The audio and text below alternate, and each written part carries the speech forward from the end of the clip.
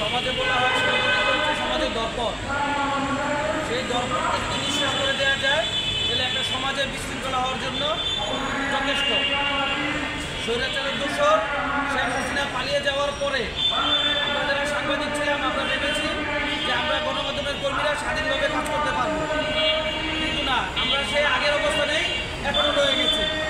আমাদের ভাই টাঙ্গাইলের সাংবাদিক জুয়েল উজ্জ্বল একটি দর্শন মামলার রিপোর্ট করতে গিয়েছিলেন। তার অপরাধ ছিল সে ওই দর্শন মামলার বিস্তারিত চেয়েছিলেন একটি রিপোর্ট করার জন্য প্রস্তুতি নিচ্ছে।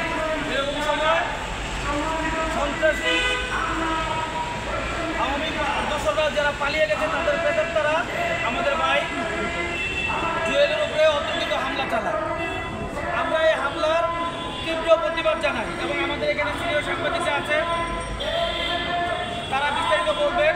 আমি শুধু এতটুকু বলতে চাই, রাষ্ট্রের চারটা স্তম্ভের একটা স্তম্ভ হচ্ছে সাংবাদিকতা। সেই সাংবাদিকের গলা যদি চেপে ধরা হয় তাহলে একটা দেশ একটা রাষ্ট্র ধ্বংস হওয়ার জন্য যথেষ্ট। আমরা প্রশাসনের কাছে আশা করব, টাঙ্গাইল প্রশাসনের কাছে, যে এই সন্ত্রাসীদের দ্রুত আইনের আশ্রয় আনার জন্য এবং তাদের উপযুক্ত বিচার যেন নিশ্চিত করা হয়।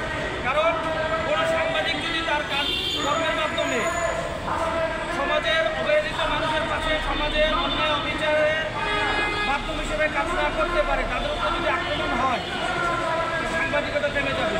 আমরা চাই না সেই সাংবাদিকতা থেমে যাক।